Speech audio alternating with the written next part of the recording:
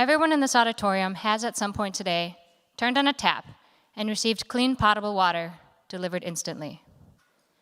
In our here and now, this luxury is easy to take for granted. And yet, access to clean water is vital. When's the last time someone you knew got dysentery? Right? We don't get dysentery much in the United States because access to clean water has disrupted the fecal-oral cycle of disease transmission. And this is a big deal. The World Health Organization estimates that access to clean drinking water and sanitation has saved more lives than all medical advances combined. Think about how much we spend on medicine versus how much we spend on clean drinking water. Now, the way that we get clean drinking water in our civilization is through what I call the urban water cycle. We start with the source water. We use an engineering system to treat it so that it's potable, use it, and then we treat the used water again before discharging it back to the source. The source can be something like a lake, a river, an aquifer, generally water that you don't want to drink, but thanks to sanitation, it's relatively clean.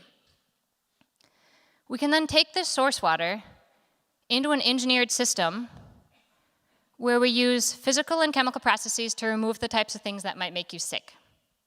So we have clean water. And what do we do with it? We can distribute it to our homes, schools, and businesses through a pressurized network of pipes for our use. And we use it in a lot of different ways, in our showers, our taps, our clothes washers, our dishwashers. We even use potable water to water our lawns.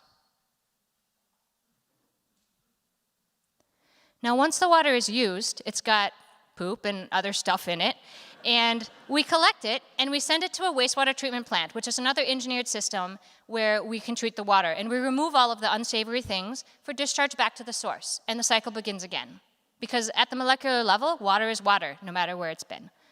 Now, I know I'm biased, but this is wizardry. We can take water that has all sorts of things that you don't want in it, treat it, and put it back into the rivers, and it's pretty clean. You can swim in it, and it's kind of like magic.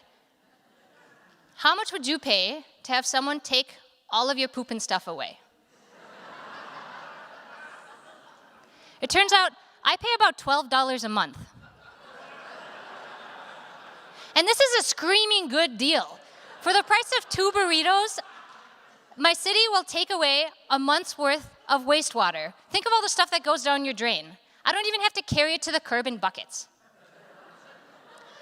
On a similar note, Americans pay about 1/2 penny per gallon of clean potable water delivered instantly to their tap.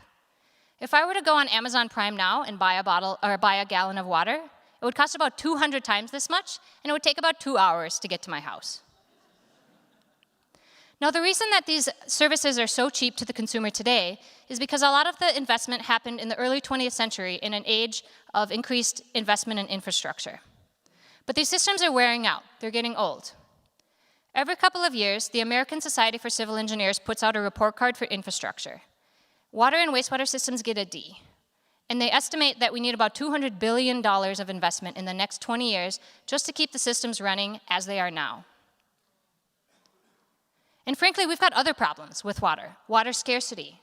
We've got other contaminants that we need to remove, things like pesticides, pharmaceuticals. All these things add to the cost that we need to treat our water and keep clean water coming to our taps. And frankly, other infrastructure systems aren't very far behind. Energy gets a D+, roads get a D.